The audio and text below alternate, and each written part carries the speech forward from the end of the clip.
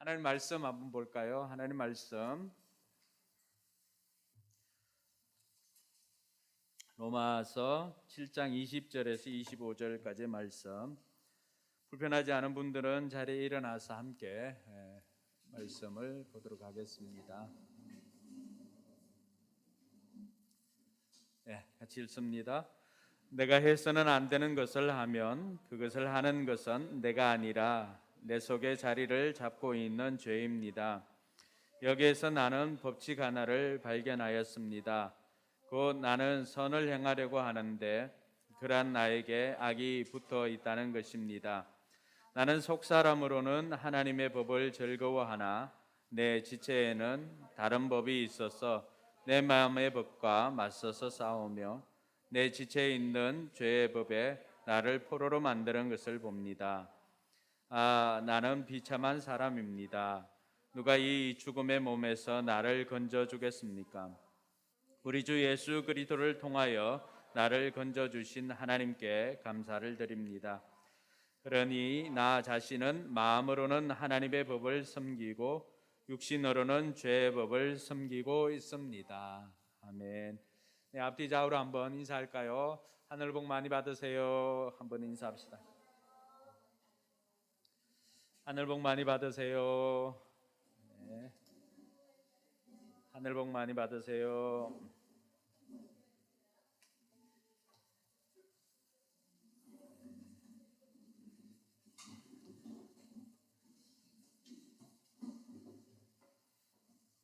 네, 여러분 모두 하늘 복 많이 받으시기 바랍니다.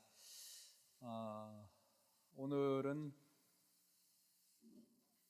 예배를 이렇게 드리는데 제 마음 한켠에 이 고마움이라고 하는 단어가 계속해서 이렇게 맴돕니다. 이 땅을 살아갈 때 우리가 왜 다투고 또 힘들어하고 또 관계 속에서 이 어려움 때문에 힘들어할까 생각해 보니까 이 고마운 마음이 많이 없더라고요. 오늘 예배를 준비하기 위해서 사무실에 있는데 반가운 목소리가 들렸습니다. 오늘 못 올 건데? 그렇게 생각했는데 태섭이가 와서 이렇게 인사를 합니다.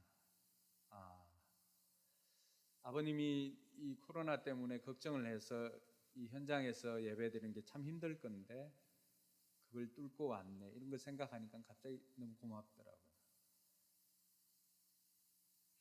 지난 한 주 유진이가 굉장히 힘들었거든요. 그게 몸살이든지 어떤 이유든지 전화도 했는데 전화를 안 받더라고 또. 그래서 걱정을 했었는데 오늘 이렇게 건강하게 와서 찬양하고 있으니까 고맙더라고요. 간증하고 이런 것도 있지만은 평소에는 엄마만 이렇게 왔다가 오늘 든든한 바디가드 2명을 이렇게 대동하고 두 아들과 함께 또 온.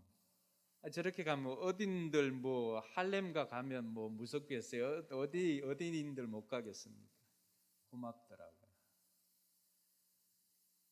멀리서 혼자 이렇게 지하철 타고 때론 버스 타고 온 또 하은이도 고맙고 이 앞에 있는 가족들 보면서도 박은숙이라고 하는 이름은 제가 제일 좋아하는 제자 중에 은숙이가 있어요. 반주하고 지금 사모님 됐는데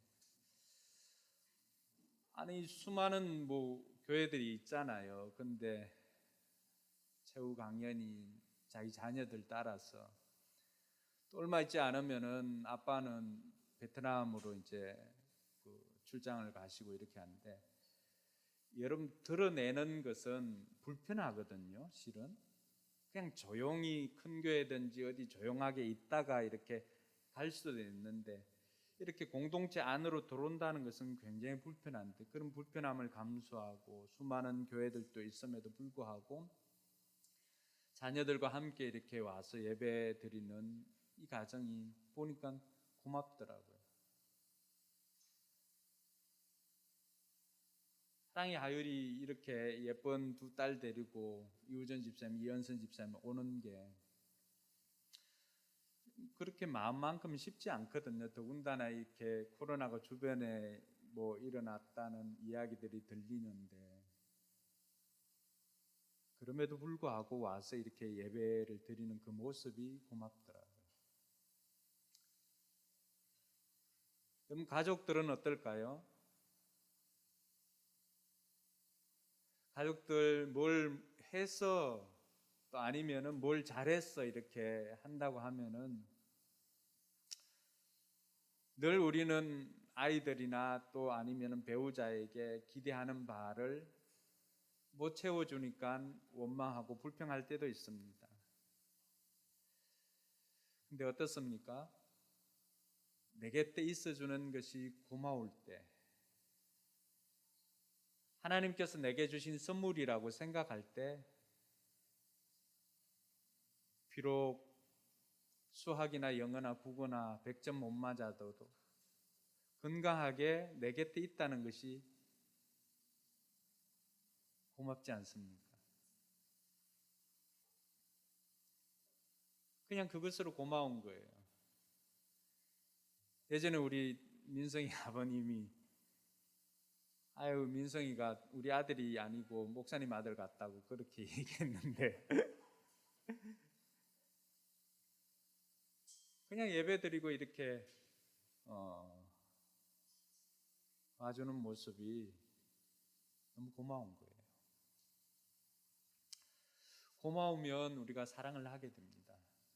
우리 마음속에 감사 나눔이나 이런 것들도 하지만 어느 순간인가 정말 내 곁에 있는 사람들, 내게 주어진 사람들, 그 고마움을 잊어버리고 자꾸만 기대하는 마음에 이렇게 하면 좋겠다, 이렇게 해라, 저렇게 해라 하지만 정작 나 자신도 그렇게 살지 못하고 있잖아요.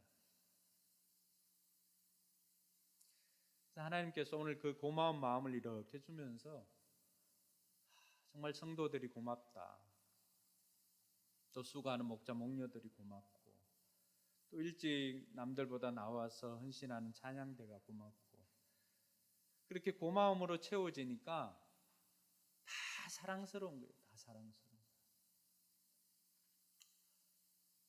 그래서 여러분들 모두가, 저뿐만 아니라 우리 성도들이 날마다 이 고마움을 표현하면서 그렇게 살면 얼마나 따뜻해질까 하는 그 생각이 예배를 하면서 들었습니다.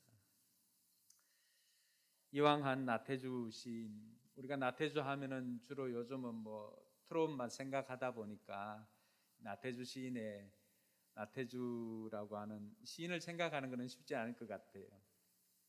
거기서도 세대 차이를 느낄 수는 있겠지만,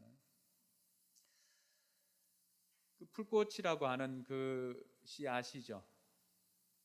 자세히 봐야 예쁘다, 오래 봐야 예쁘답니까? 근데 항상 그분의 시에 들어가 있는 것은 너도 그렇다입니다. 너도 그렇다. 이 시가 한 43년 초등학교 교사로 이렇게 있었는데, 아이들한테 이 들꽃을 그려보라고 하니까 아이들이 너무 대충 그리는 거예요.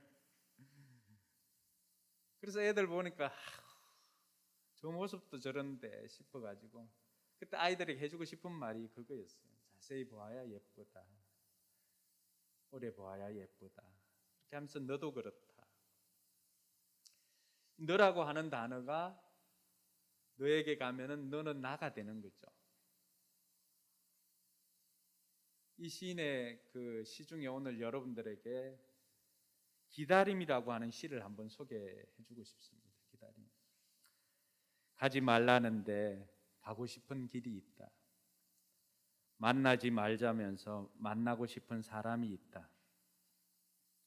하지 말라면 더욱 해보고 싶은 일이 있다. 그것이 인생이고 그리움, 바로 너다. 이 기다림이라고 하는 시입니다. 이렇게 보면 굉장히 멋있게 보이잖아요, 그렇죠? 근데 실은 얼마 전에 뭐죠? 유키즈 온 더 블락 아니고 뭐죠? 유키즈. 하여튼 유키즈 뭐 그 유재석 나오는 프로그램에 이렇게 나온 적이 있는데요. 이 시의 그 비하인드 스토리를 이야기해 줍니다. 이 기다림이라고 하는 이 시를 쓴 것은 실은 하도 말 안 듣는 아들에게 주고 싶은 말이었다고, 해주고 싶은 말이었다고. 하지 말라면 더욱 해보고 싶은 일이 있다. 하도 이 아들이 말을 안 들으니까 이 시인이니까 그래도 시를 써서 이렇게 하고 싶은 말을 전하는 거예요. 그러면서 그 나태주 시인이 그런 이야기를 합니다. 실은 그 이야기가 자신이 아버지한테 들었던 이야기라고 하는 거예요. 자기도 그렇게 하지 말라고 하는 일들을 골라서 했고, 또 가지 말라고 하면은 그렇게 갔고, 근데 돌이켜 보니까 이들만의 이야기가 아니더라고. 오늘 우리에게도 보면 어떻습니까? 분명히 이것 해야 되는 거 다 알고 있어요. 그런데 그것 하는 것이 아니라 하지 말라는 것 하고, 또 가지 말라는 거 하고, 먹지 말라는 거 먹고, 이런 게 우리의 모습이 아닐까요? 근데 이러한 고민들은 이 시대를 살아가고 있는 우리나 우리 자녀들에게만 있는 것이 아니라 오랜 신앙생활을 했고 위대한 신앙인이었다라고 우리가 누구라도 인정할 만한 바울에게서도 이러한 모습들이 있더라고 하는 거죠. 여러분, 우리가 생각할 때 바울 이렇게 하면은 신앙에 고민이 없고 너무나 대쪽 같던 그러한 신앙으로 살았을 것 같지만은 이 위대한 신앙인이었던 바울에게도 이런 내면의 갈등이 있더라고 하는 거죠. 오늘 18절 읽질 않았지만 18절 말씀해 보면 나는 내 속에 곧 내 육신 속에 선한 것이 깃들어 있지 않다는 것을 압니다. 나는 선을 행하려는 의지는 있으나 그것을 실행하지는 않으니 말입니다. 나는 내가 원하는 선한 일은 하지 않고 도리어 원하지 않는 악한 일을 합니다. 여러분, 바울조차도 위대한 사도요, 위대한 신앙인이라고 할 수 있는 바울조차도 그 내면에 이렇게 들여다보니까 선한 마음이 없는 거예요. 또 어떤 경우에는 선을 행하고자 하는 의지는 있지만 이것을 실천으로 행동으로 옮기지 못하더라고 하는 것입니다. 그러면서 정작 자기 자신을 보니까 원하는 선은 행하지 않고 오히려 원치 않는 악을 행하고 있는 자기 자신을 봅니다. 여러분들은 어떠세요? 여러분들은 그렇지 않으세요? 분명히 이렇게 해야지. 자녀들에겐 또 어떻습니까? 다음에는 진짜 있는 그대로 품어주고 칭찬을 하고 아이메시지도 하고 이렇게 해야지라고 마음은 있지만 막상 현실을 보면 게임을 하고 또 점수가 안 나오고 또 들어누워 자고 있고 뭐 방바닥에 거미가 기어다니고 이렇게 하면 어떻습니까? 순간 또 이렇게 선을 행할 의지는 있지만 행동이 따라주질 않죠. 그 순간에 또 어떻습니까? 우리는 이전의 모습으로 순간 전환이 되어가지고 이러지 말라 그랬지, 치우라 그랬지, 똑바로 살아라 그랬지 등등의 말들을 합니다. 그러니까 이것은 우리만의 문제도 아니고 우리 자녀들은 어떨까요? 우리 자녀들은 왜 착하게 살고 싶지 않겠어요? 그 아이들도 왜 공부 잘하고 싶지 않겠어요? 왜 부모님 말씀 잘 듣고 부모님이 이야기하면 네 알겠습니다 하고 한 번에 딱 그렇게 하고 싶지 않겠어요? 다 있어요. 그 마음이 다 있어요. 민성아 그렇지? 다 있다 그러잖아. 민성이도 있다 그러잖아. 다 있는데도 불구하고 왜 우리가 행동으로 옮기지 못할까? 이게 이제 위대한 신앙인이었던 바울의 고백이었고 오늘 이 시대를 살아가고 있는 우리들의 고민 아닙니까?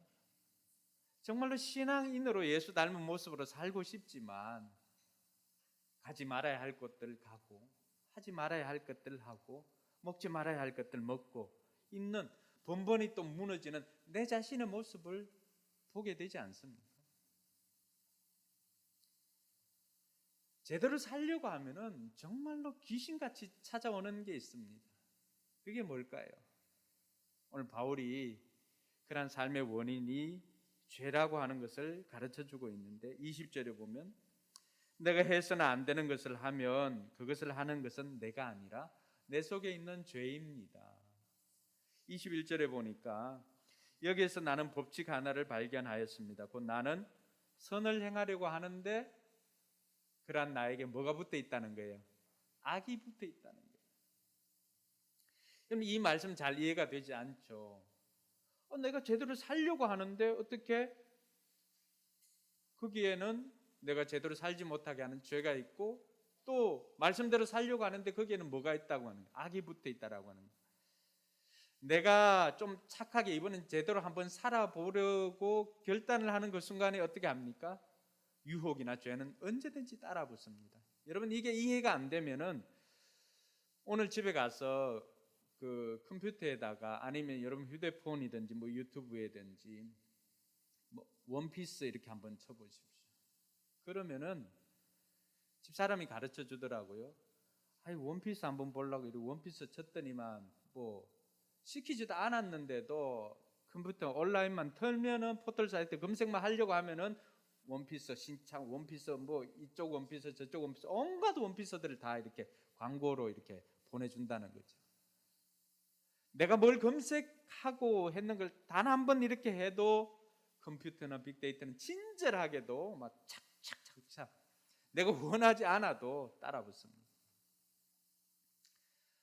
이런 것처럼 내가 의도하지 않고 한번 이렇게 했는데 이런 것들이 다 알고 따라붙는 것처럼 죄가 그렇다는 거예요. 죄가 내가 한번 그런 마음을 먹고 이렇게 하고 또 아니면은 이제는 제대로 살아야지라고 하면서 결단하고 이렇게 일어서려고 하는데 그 순간에 어떻게 합니까? 이전에 내가 지었던 그런 죄들이 착착 달라붙는다는 거예요. 그래서 내가 원하지만은 내 안에 보면은 이런 죄의 모습이 있다라고 하는 거예요. 오늘 21절에도 그렇지 않습니까? 선을 행하려고 하는데 내가 한 가지 원칙을 찾았는데 내 안에 있는 불법이 있더라고 하는 거죠. 악이 붙어 있더라고 하는 거죠. 그래서 24절에 이런 고백을 하죠. 나는 비참합니다. 난 비참한 사람입니다. 누가 이 죽음의 몸에서 나를 건져주겠습니까? 유진 피터슨은 그 메시지 성경에 보면은 좀 더 우리에게 실감나게 이야기를 해줍니다. 내가 할 수 있는 일을 무엇이든 해보았지만 결국 아무 소용이 없었습니다. 나는 벼랑 끝에 서 있는 사람입니다. 나를 위해 무엇인가 해줄 수 있는 이 누구 없습니까? 정말 던져야 할 질문은 바로 이런 것 아닙니까? 여러분 우리가 생각할 때는 내가 예수를 믿고 나면은 내가 단번에 성인이 될 것이라고 많은 사람들이 생각을 합니다. 근데 우리 마음에 있는 이 장애물들을 좀 제거했으면 좋겠습니다. 예수 믿으면 한순간에 성자가 되는 것 여러분 어떠세요? 아니죠. 옛 속성은 내가 예수를 믿고 새로운 사람이 되어도 옛 속성은 없어지지 않습니다. 왜냐하면은 내 육신을 통제하고 내 육신을 움직이고 했던 것들은 다 옛 속성이었기 때문입니다. 그래서 우리가 육신이 있는 한 우리 육신은 옛 속성의 지배를 받을 수밖에 없습니다. 그러니까 이 변하지 않는 것을 변하게 하려고 하니까 어떻습니까? 거기에 생기는 에너지가 뭘까요? 갈등입니다. 갈등. 여러분들이 예수 그리스도를 영접하고 난 다음에 새로운 사람이 되었음에도 불구하고 이런 새 속성이 들어왔음에도 불구하고 여전히 죄의 속성이 남아있기 때문에 그 둘 사이에서 갈등이 계속해서 일어나는 것입니다. 그런 신앙생활은 어떻게 보면 이 둘 사이의 간극을 줄이는 것입니다. 없어지지 않는 이 옛 속성 때문에 우리는 어떻습니까? 번번이 넘어지고 번번이 좌절하고 이렇게 하니까 심지어 나는 쓰레기다. 내가 정말로 구원받았는지 그 구원이 통째로 흔들릴 때도 있습니다. 근데 우리가 놓치지 말아야 할 것은 선하게 살려고 하는 의지를 가진 사람도 누구예요? 자기 자신이에요. 또 선한 의지를 가지고 있지만은 그것을 이기지 못하고 악을 행하는 것도 누구예요? 자기 자신이에요. 그러니까 이러한 것들이 여전히 우리 속에 남아 있다라고 하는 것을 우리가 기억하면 좋겠습니다. 근데 그렇게 해서 날마다 그걸 인정하고 그냥 넘어지고 이런 것을 또 반복해서 살아서는 안 되잖아요. 그래서 오늘은 여러분들과 함께 의지는 있지만 행동으로 옮기지 못하는 사람들을 위해서 꼭 필요한 말씀입니다. 어떻게 하면 우리가 의지는 있지만 행동으로 옮기지 못할까? 어떻게 하면 행동으로 옮기게 될까? 첫 번째는 자신의 연약함을 인정하는 것입니다. 오늘 24절에 있는 것처럼 나는 비참한 사람입니다. 있는 그대로 인정하는 것이 굉장히 중요합니다. 넘어지는 것도 나고 착하게 살고 싶은 것도 납니다. 먼저 이러한 것을 인정하는 것으로부터 시작을 해야 됩니다. 많은 사람들이 신앙인들 중에 넘어지는 이유가 무엇 때문입니까? 자기는 자신이 있다라고 하는 거예요. 근데 그저께 최영기 목사님 만났는데 최영기 목사님 그런 이야기를 합니다. 내가 늘 하나님을 의지하려고 하고 하나님께 순종하려고 하고 하나님의 뜻을 따라서 살려고 하는 이유는 다른 거 아니다. 하나님이 나를 붙잡고 있다라고 하는 느낌이 드는데 하나님이 손 놓아버리면 나는 그냥 무너질 것 같다. 내가 신앙이 좋아서 내가 강해서 내 주변에 있는 유혹들을 이기는 게 아니다. 여전히 내 안에 여러 가지 유혹들이 내 주변에도 너무나 많이 있지만 하나님께서 나를 붙잡아 주고 있기 때문에 내가 그러한 것들을 이기고 가는 거지. 하나님이 내 손을 놓아버리면 나 역시도 그 유혹에 넘어갈 수밖에 없는 존재다라고 하는 것을 말씀해 주시더라고요. 아니 바울조차도 그렇게 삶이 되는 최영기 목사님조차도 그런 이야기를 하면서 제가 느꼈던 거는 우리가 서 있다고 생각하는 사람들은 넘어지지 않도록 조심하라고 하는 그 고린도전서 10장 12절의 말씀이 생각이 났습니다. 내 약함을 그대로 인정하는 것, 그것으로부터 시작을 하자라고 다짐을 했습니다. 여러분, 우리는 자신의 연약함을 인정할 줄 알아야 됩니다. 내가 연약함이 있다는 것을 고백을 해야 됩니다. 내가 연약함이 있다는 것을 알고 해야 됩니다. 그러니까 그 연약함 가운데서 내가 연약하다는 것을 아는 사람은 어떻습니까? 알러지가 있는 사람은 어떻게 합니까? 알러지를 알고 난 다음에는 어떻게 해요? 알러지와 관련된 것들은 먹질 않습니다. 조심을 합니다. 또 자기 몸에 어떤 연약한 부분이 있는 사람들은 어떻습니까? 과격하게 행동을 하지 않고 그 부분만은 조심해서 이렇게 하는 것을 봅니다. 무엇 때문에 그렇게 합니까? 자신이 그 부분에 연약하다는 것을 알기 때문에 인정을 하는 거예요. 오늘 많은 신앙인들이 우리가 예수를 믿는다는 그것 하나 붙잡고 있지만 삶 속에서는 자기가 연약한 존재다라고 하는 것을 인정하지 않는 경우가 많이 있습니다. 오늘 저는 여러분들에게 말씀을 통해서 우리의 연약함, 나는 비참한 사람입니다. 그러면 그 비참한 사람인 것도 나가 맞으니까 인정을 하고 나가는 것입니다. 내가 연약하다는 것을 알고 나니까 어떻게 합니까? 내 힘으로 사는 것이 아니라 이제는 누구의 힘으로 살아야 된다는 것을 깨닫게 됩니까? 하나님이 도와주시는 힘으로 살아야 된다는 것, 예수님이 도와주셔야 된다라고 하는 것을 알고 예수님께 손을 내밀고 예수님을 손잡고 갈 수가 있습니다. 동의하십니까? 큰 목표를 세우기보다는 내 연약함을 알고 작은 것부터 하나씩 실천하려고 노력을 해야 됩니다. 저는 지금도 차를 타거나 이렇게 할 때 이 주차되어 있는 곳이 좁으면은 이 옆 좌석으로 타지 않습니까? 옆 좌석으로 탈 때 한 번에 이렇게 다리를 내 운전석으로 이렇게 다 넘기지 못합니다. 항상 이렇게 잡아가지고 제가 손을 잡고 이 왼다리를 이렇게 옮깁니다. 왜냐하면 제가 십자인대 수술을 2번 해가지고 제가 연약함을 인정하는 거예요. 이게 잘못될 경우에는 이게 락이 걸려가지고 잘 안 펴질 때가 있었거든요. 그러니까 항상 이렇게 무릎 꿇는 것이나 이런 게 여의치 않는데, 그래서 이렇게 손을 잡고 제가 다리를 펴가지고 이렇게 합니다. 우리가 큰 것, 많은 것 이렇게 생각하지만 정작 중요한 것은 작은 것 하나부터라도 인정을 하고 내가 거기에서 한 걸음 한 걸음씩 나아가는 것입니다. 목표를 높게 잡는 것이 아니라 가지 말아야 할 곳을 거의 불나방처럼 매일 갔다고 한다면은 어떻게 합니까? 가지 말아야 할 곳을 일주일에 이제는 3회로 한번 줄여보는 겁니다. 또 그렇게 해서 살아보는 거죠. 그렇게 하다 보면 어떤 경우에는 한 번도 안 갈 때도 있고, 또 어떤 경우에는 2번 갈 때도 있고, 어떤 경우에는 어떻게 된 일인지 3번 하자고 했으면서도 5번 그대로 다 갈 때도 있습니다.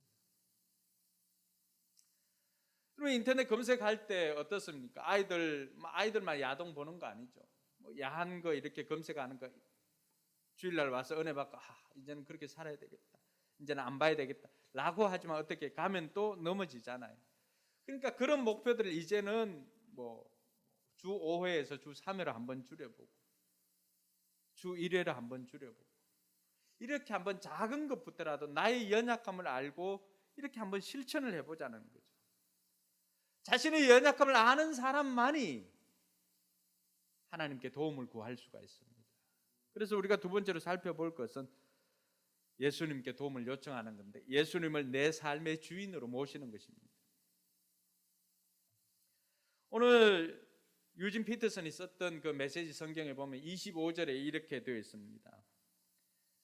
감사하게도 답이 있습니다. 답이 있다는 거예요. 바로 예수 그리스도께서 그 같은 일을 하실 수가 있고 또 하신다는 것입니다. 마음과 생각으로는 하나님을 섬기고 싶어 하지만 죄의 세력에 끌려 전혀 엉뚱한 일을 행하는 우리의 모순 가득한 삶 속에 들어오셔서 그분은 모든 것을 바르게 세우는 일을 행하셨습니다. 답이 있다는 거죠. 그 답은 다른 것이 아니라 예수 그리스도가 답이라고 하는 것입니다. 그런데 중요한 것은 예수 그리스도가 답인데 그 정답을 우리의 삶에 적용을 하지 않는 거죠. 나는 못해도 예수님 할 수 있다는 거 우리가 다 압니다. 나는 못해도 예수님 할 수 있다는 것을 우리가 다 믿습니다. 예수님께서 나를 도와줄 능력도 있고 그렇게 하시는 분이라고 하는 것을 다 압니다. 그런데 중요한 것은 예수님을 내 삶의 주인으로 모시질 않는다는 것입니다.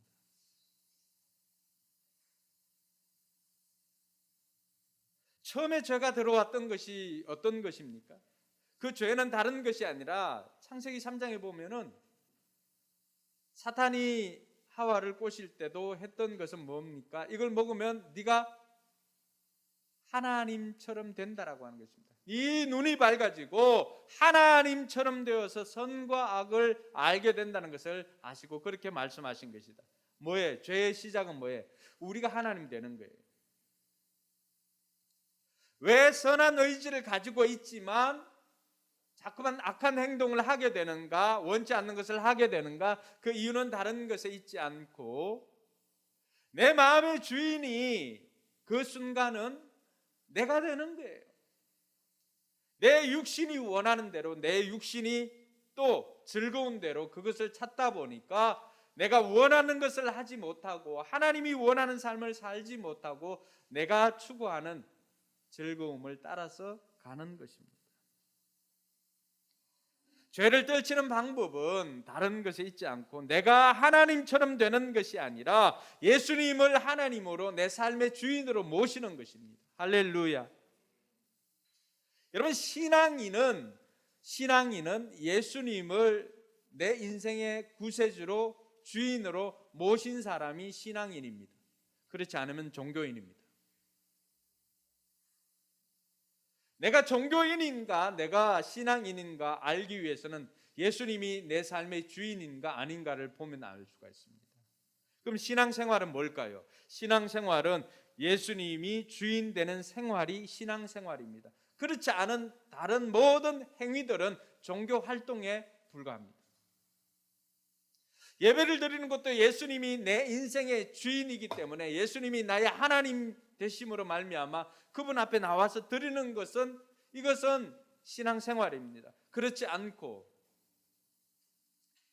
예배의 자리는 나와 있지만 여전히 내가 주인인 사람들은 이것은 종교 활동밖에 되지 않습니다.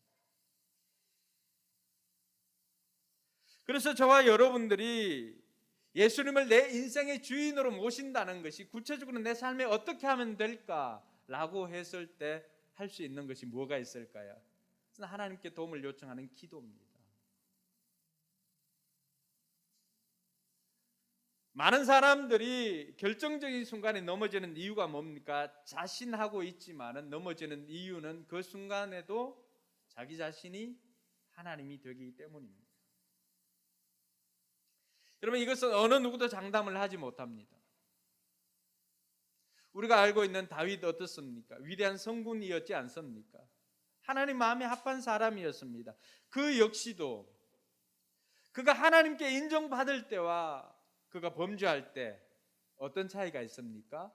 그럼 성경을 자세히 보다 보면은 다윗이 하나님께 인정받을 때와 다윗이 범죄할 때 결정적으로 빠진 것이 하나 있습니다. 그게 뭘까요?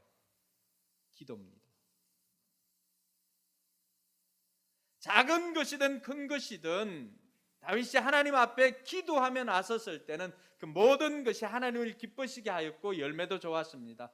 그러나 결정적인 순간에 그가 넘어질 때는 어떻게 되었을까요? 그 현장에 기도가 없습니다. 다윗이 오늘 우리에게 이것을 보여주는 것은 무엇입니까?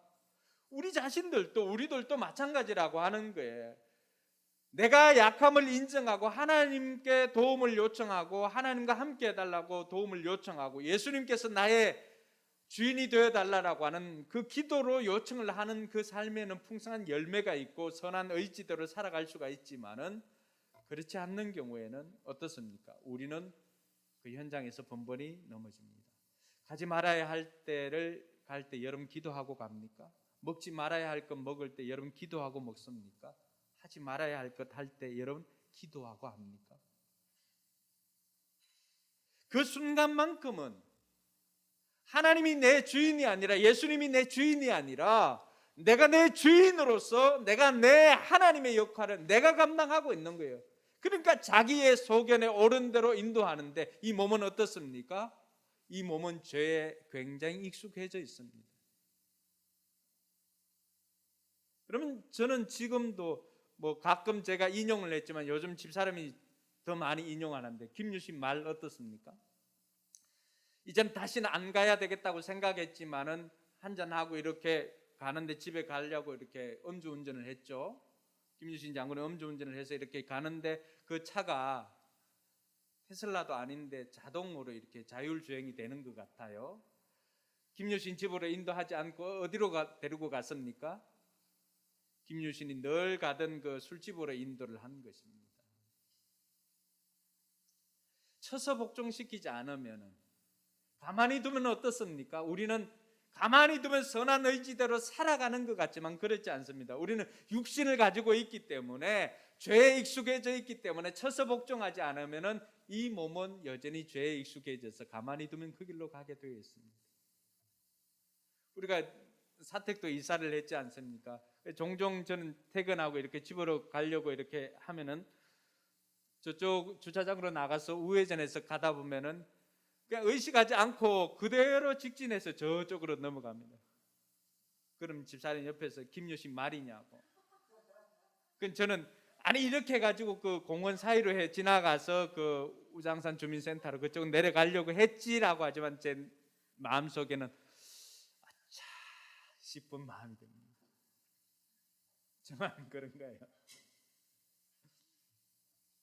우리 육신이 있는 한 우리 육신은 죄에 너무나 익숙해져 있습니다. 여러분 우리가 호언장담할 것이 아니라 그 순간에 약함을 인정하고 기도하는 저와 여러분들이 되길 바랍니다. 예수님께서 베드로에게 어떻게 이야기했습니까? 사람들이 다 나를 부인하고 나를 십자가에 못 박을 것이다 라고 얘기를 했습니다. 그때 베드로가 어떻게 했습니까? 예수님, 다 그럴지언정 나는 절대 예수님 부인하지 않겠습니다. 그러니까 예수님이 오히려 또 눈을 딱 크게 뜨시, 베드로야, 너 닭 울기 전에 나 3번 부인할 거야. 예수님! 하면서 이렇게 엇박질렀던 베드로, 우리 다 알고 있을 것입니다. 예수님이라고 불렀던 그 목소리가 다 사라지기도 전에 그날 새벽에 닭이 2번 울기도 전에 베드로가 어떻게 했습니까? 3번씩이나 예수님을 모른다고 저주하면서 부인했습니다. 여러분, 우리는 베드로와 같은 사람이고 다윗과 같은 사람입니다. 우리에게 연약함이 있다는 것을 인정을 하고 날마다 우리 매 순간순간 하나님께 의지하며 나아가는 저와 여러분들 되기를 소망합니다. 우리의 많은 기도 중에 말하는 간구 기도가 있는 반면에 듣는 기도는 부족합니다. 신앙의 성숙을 가져오는 것은 대부분 듣는 기도입니다. 간구하는 기도는 우리 성도들 대부분 우리 목장 식구들이나 교회를 위해서 중보하는 그 기도가 대부분 아닙니까? 또 여러분 구하는 기도도 있지요. 근데 이 간구하는 기도로는 우리의 성품이나 이런 것들이 성숙해지질 않습니다. 많은 사람들이 그러나 이 간구하는 간구 기도로 마치는 경우가 많이 있습니다. 그러나 듣는 기도는 언제든지 어디서든지 할 수가 있습니다. 하나님, 이것 하려고 하는데 어떠세요? 좀 중요한 것 같으면 시간을 정해서 이렇게 하면 좋습니다. 하나님, 저 한 일주일 동안 이 문제 가지고 기도해 볼게요. 그래도 뭐 큰 답이 없으면 그냥 뭐 허락하는 줄 알고 해볼게요. 여러분, 100% 하나님께서 확신 주는 거 별로 없습니다. 한 7, 80% 그 정도도 많습니다. 그 정도 되면 해보시기 바랍니다. 왜요? 하나님 믿으세요. 설령 내가 잘못해가지고 그 일을 뭐 실수했다고 해보시면 어떠세요? 그곳에도 하나님 계십니다. 할렐루야. 합력하여 선을 이루신 하나님 믿으시기 바랍니다. 한번 해보는 거예요. 그러나 무엇보다도 중요한 것은 그 전에 내가 하나님 앞에 하나님의 뜻을 묻는 것입니다. 하나님께서는 우리에게 우리 귀에 육신의 귀로 들리는 말씀을 주시는 것은 모르겠어요. 별로 없지 않을까 이런 생각을 해봅니다. 일단 그 하나님의 목소리의 데시벨을 우리가 감당할 수 있을까 이런 생각도 들고요. 왜냐하면 성경에 보니까 천둥으로 비유를 하고 이렇게 했는데 여기서 천둥 친다고 한번 생각해 보십시오. 감당이 안 될 것 같아요. 이명 있는 분들 뭐 좀 이해가 되시죠? 대부분 하나님의 생각은 하나님의 말씀해 주시는 것은 뭘로 해 주십니까? 우리의 생각을 주십니다. 마음속에 생각을 주시고요, 마음속에 말씀이 떠오르게 해 주십니다. 그럼 그 생각을 가지고 이것이 내 욕심인지 아니면 하나님께서 주신 것인지는 한 번 더 점검해 볼 필요는 있죠. 하나님, 이게 내 욕심인지 하나님 뜻인지 제가 잘 알지를 못합니다. 그러면서 또 기다리는 거예요. 듣는 기도를 해보는 겁니다. 그래서 저는 우리 삶 가운데 우리가 의지는 있지만 행동으로 옮기지 못했다고 한다면 매 순간순간마다 하나님께 여쭤보는 겁니다. 그게 듣는 기도예요. 이런 것들을 통하여서 저와 여러분들이 하나님의 뜻을 이루어가는 우리 모든 성도들이 되기를 바랍니다. 마지막으로 살펴볼 것은 그럼에도 불구하고 성령님께 도움을 요청하는 겁니다. 왜냐하면 성령님은 우리를 도와주시기 위해서 오셨습니다. 동의하십니까? 예수님께서 가시면서 또 다른 보혜사를 너희에게 주겠노라고 하면서 성령님을 우리의 카운셀러로 보혜사 성령님을 우리에게 보내주셨습니다. 그러니까 우리가 성령님을 활용한다 그러면 좀 이상하지만 성령님을 잘 인정하지 않는 것 같아요. 그리고 로마서 이제 다음 장에 나오는데 8장 26절과 27절에 보면은 이런 말씀이 있습니다. 같이 한번 읽어볼까요? 이와 같이 성령께서도 우리의 약함을 도와주십니다. 우리는 어떻게 기도해야 할지도 알지 못하지만 성령께서 친히 이루 다 말할 수 없는 탄식으로 우리를 대신하여 간구하여 주십니다. 사람의 마음을 꿰뚫어 보시는 하나님께서는 성령의 생각이 어떠한지를 아십니다. 성령께서 하나님의 뜻을 따라 성도를 대신하여 간구하시기 때문입니다. 여러분, 우리가 약하다는 거 성령님 아십니다. 내가 의지가 약하다는 거 성령님 아십니다. 근데 성령님은 어떻게 한다고요? 우리를 도와주시기, 우리의 약함을 도와주시기 위해서 오셨다고 말합니다. 성령님께서 우리가 어떻게 기도해야 될지 모를 때 성령님께서 우리를 대신해서 하나님께 요청을 해주시겠다는 것입니다. 얼마나 좋습니까?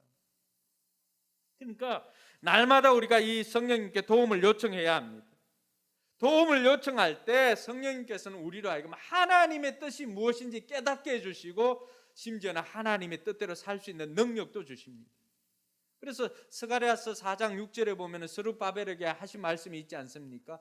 스룹바벨에게 하신 말씀이다. 다음 같이 한번 읽어볼까요? 힘으로도 되지 않고 권력으로도 되지 않으며 오직 나의 영으로만 될 것이다. 만군의 주님께서 말씀하신다. 할렐루야. 뭐예요? 힘으로도 내가 힘이 세다, 내가 골리앗처럼 힘이 세다, 뭐 이렇게 해도 내 내면의 의지는 있지만 이룰 수 없었던 일들을 행동으로 옮기지 못했던 일들을 힘으로도 안 되고 권력으로도 안 되는 일이 있는데 뭐는 된다는 거예요? 하나님의 영으로 하면 된다는 것입니다. 할렐루야. 성령님께서 우리를 도와주시면 우리에게 이길 능력이 생깁니다. 할렐루야. 여러분, 우리 자신이 변하지는 않습니다. 예, 속성 그대로 있지만 어떻게 합니까? 우리가 기도하고 성령님께 도움을 요청하면은 신기하게도 그렇게 살 수 있도록, 삶을 살 수 있도록 도와주십니다. 만군의 주님께서 우리에게 말씀하셨다고 그렇게 말합니다. 그러므로 저와 여러분들이 더 힘써야 될 것은 뭘 하지 않기 위해서 이거 안 해야지 이렇게 하는 것보다도 더 중요한 것은 내가 성령에 충만하도록, 성령 충만을 위해서 노력을 하다 보면은 자연적으로 잊혀지는 것입니다. 여러분, 눈을 감고 눈 한번 감아보세요. 눈 한번 감아보시고 저를 생각하지 말아보세요. 이동근도 생각하지 말고 목사님도 생각하지 말고 설교하는 모습도 생각하지 말고